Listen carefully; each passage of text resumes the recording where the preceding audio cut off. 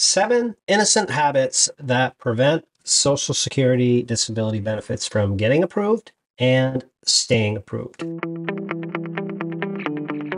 There's many people out there that qualify for disability benefits, but they either have a credibility issue or they make a mistake in the process, and it prevents them from getting their benefits. In this video, I'm going to break down the 7. I'm going to give you some action steps that you can do to prevent these. So hopefully you can get your benefits approved and stay approved. Brian Terrian here from the Disability Digest, and this is information that I've observed over the last 2 decades of helping people go through the process and keep their benefits. So this is just one video message that we put out. For the best way for us to help you is to join us as a member. If you're already a member, you can update us. There's no cost for that, but it provides you with a customized approach to getting and keeping your benefits, and you get access to live help, 24/7 digital support, support groups, live events, and customized courses to help you with your needs, among other things. So here we go with this. Just look for a link around the video to join us as a member. Here's the 7. Number 1, inconsistent answers on your Social Security forms.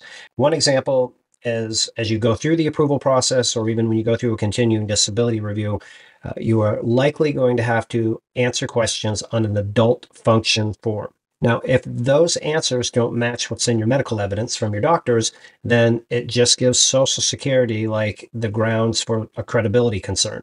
So you want to make sure that you have consistent medical records, information on your forms. Skipping appointments without an explanation. I'm going to give an example of that one in a minute. Overstating how you feel. Here's a common example. You're in your doctor's appointment. You've been sitting there waiting. Doctor finally knocks on the door, opens it up, and says, "Hey, how are you?" Your social response is typically, "I'm doing fine. I'm doing great. I'm wonderful." However, that response goes in your medical records and Social Security sees it. And so you need to craft your response communicating something that is in line with your situation, like, "Geez, I wish I felt better so I could go back to work," or "I'm here today to talk to you about working on my limitations so I can get back to like a normal lifestyle." Something that is appropriate for you, but that's a big one. The next one is downplaying health issues, not communicating the severity of your conditions to your doctors. And a common one that falls into this category is brain health, mental health, depression. And the reason why is people that are out of work, that don't feel well, that lose their purpose and their identity, oftentimes develop depression. Now, so here's the situation, and especially you men out there, is to seek an evaluation to find out whether you do or whether you don't have it. And then if you do have it, get it treated. It will help your application and hopefully help you feel better. But by not pursuing it, if Social Security finds out about this and they send you for like an independent exam and it's determined that you do, it's not going to be beneficial for you. So make sure that all of your conditions are clearly diagnosed and communicated to Social Security. Social media is the next one. Shouldn't have to go through this, but I do because it continues to happen. For example, you go on a vacation and you've got a bad back, and that's why you're seeking benefits or on disability benefits. And you're sitting on a jet ski with your partner and you're taking a picture. You're not riding, you're just sitting there. That picture goes out on your social media. It's like showing people what you're doing. It's fine to go on vacation and it's fine to sit on a jet ski, but that could be understood by Social Security that you are riding a jet ski. So be very careful about how you communicate the things that you do on your social media. Next one, this is 6 out of 7, is family. They're very helpful in the process, especially going to independent medical exams, the exams that Social Security will likely send you to. But if they go there and they don't understand your situation or your limitations or how to communicate it, and they say something that is inconsistent, then that could be really detrimental to your situation. Here's another example. Social Security will often send a form to family members. That's a third-party form. It's form SSA 3380. Now, the questions on that form are very similar to what's on your adult function form. But if the answers are different, then there becomes a credibility issue. So if they get those forms, to make sure that everything syncs up. Okay, here's the last one.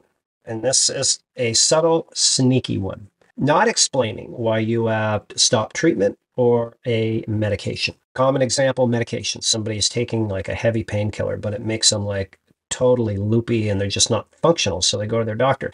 Listen, I don't want to take this. I'd rather deal with the pain or find some other way to deal with it because I'm just not a functioning human when I have this stuff in me. But the doctor doesn't put the reason in the medical records. So Social Security looks at it, says was taking this medication, but no longer is. If they were, they could be working. Have to be very careful and make sure that you clean all of that stuff up. Another common one is pain management. People go to pain management and they're like, oh my God, they worked me over so hard. I feel horrible. It made me worse. And so they stop, but they don't explain it to the doctor as to why. So it's okay to pivot and change with the right explanation that your treatment team agrees with. Be very careful about that and make sure you clean that one up. We had another one recently. I'll just close with an example before we move on. Is somebody put on their adult function forms that they were not able to walk more than 15 minutes at a time, like on a flat surface, and they had like a warehouse-based job. However, their medical records stated that they were able to walk 1 mile to 2 miles a day. There was a disconnect. Why was that? Because this individual had not communicated to the doctor the limitations in walking since they last had them in there. So Social Security looked at that and said, oh, just this person can walk. There's not a problem. It's not consistent. So again, consistency is really key for credibility. All right. So last thing is, again, this is just one message that we put out to help you out. The very best way we can help you is if you join us as a member. There's no charge. It gets you access to a live individual that can better understand your situation and get you into the resources that we put together over the last 2 decades, which could be a support group, definitely courses that we have for most people, and events that we can invite you to. And we have 24/7 support. So if you wake up in the middle of the night and you want to know, like, how much money can I make? Can like keep my benefits or get my benefits? We have you covered for that. So look for a link around this video. Thank you.